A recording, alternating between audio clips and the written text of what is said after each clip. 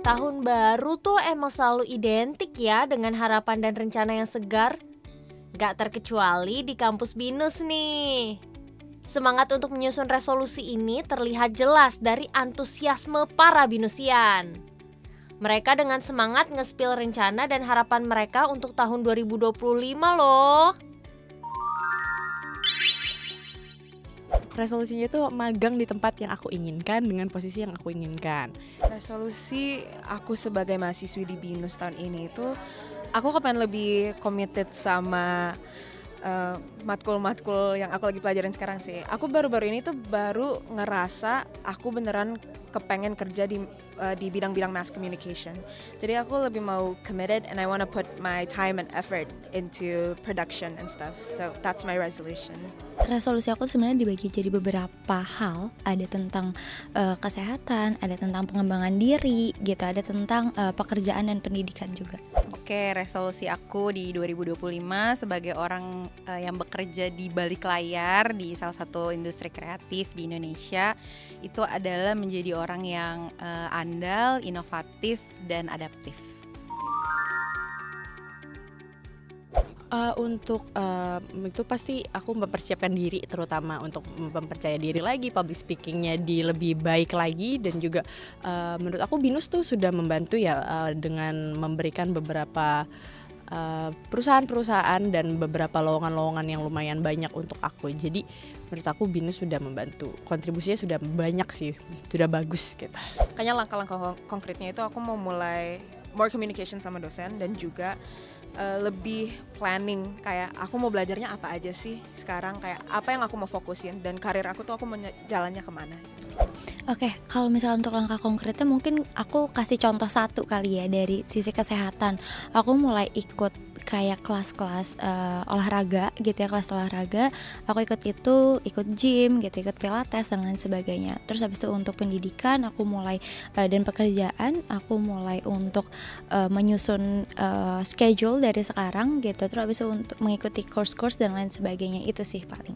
Oke, mungkin kalau langkah konkret yang bisa diambil tentunya yang pertama kita pasti harus terus belajar gitu, harus terus belajar tentang perkembangan apa aja nih yang terjadi di dunia ini gitu, yang sekiranya bisa bisa diaplikasikan gitu di industri kreatif gitu. Jadi biar kita tuh lebih selalu relevan sih gitu. Jadi mungkin kalau belajar kan source-nya apa aja ya gitu, sekarang tuh udah banyak banget gitu, bisa baca buku, mungkin dari sosial media, ngobrol sama orang banyak lah gitu. Jadi menurutku learn while you can, when you can lah gitu. Terus mungkin yang pasti karena di industri kreatif pastinya membuat karya-karya yang inovatif dan bermanfaat juga pastinya. Lalu paling perbanyak kolaborasi sih gitu dengan talenta-talenta lain gitu yang baik, yang hebat di luar sana gitu. Karena zaman sekarang udah bukan zamannya kompetisi lagi gitu. Kalau kita bisa kolaborasi, kenapa harus berkompetisi gitu sih. Rektor BINUS University Ibu Nelly juga nggak mau kalah. Dalam wawancara eksklusifnya bersama tim Jurnal BINUSian, beliau juga membahas resolusi BINUS University untuk tahun 2025 nih. Tentu tantangan pendidikan sekarang dengan kemajuan teknologi sekarang dan dengan tentunya perubahan generasi yang ada pada saat ini. Bagaimana kita semua ini bisa memanfaatkan si teknologi tersebut, begitu ya. Kita harus memanfaatkan teknologinya untuk membuat kita menjadi lebih cepat untuk menganalisa, cepat mendapatkan data yang lebih besar gitu ya dengan adanya AI gitu ya. Dan bagaimana kita bisa semua dengan efektif gitu, mau belajar juga bisa dengan efektif. Jadi kita harus memanfaatkan konsep dan konsep dari AI itu sendiri untuk membantu kita semua. Kalau di pendidikan ya membantu bagaimana kita dengan cepat belajar sehingga kita bisa menemukan inovasi-inovasi yang lain yang lebih cepat lagi, daya analisanya juga lebih dalam lagi begitu. Jadi kita harus memanfaatkan teknologi yang ada sekarang tersebut.